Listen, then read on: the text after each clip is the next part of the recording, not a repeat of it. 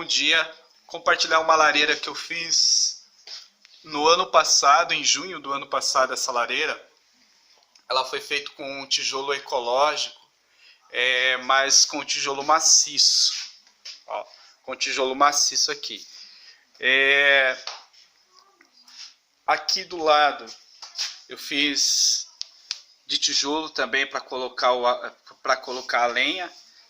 Aqui tem umas lenhas, ó, bem fundo para caber bastante lenha.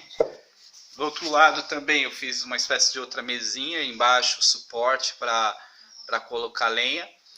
Ela tem 50 de boca e 50 de altura, de largura e 50 de altura. Aqui os refratários, ela ficou ótima, fiz o esqueminha da garganta que tem 10 centímetros e tem uma curva, porque o ar frio ele desce, aí ele sobe, retorna de volta. Vou afastar um pouquinho aqui, ó. Gastei muito pouco nessa lareira, ó. Aqui eu vou mostrar do lado, ó.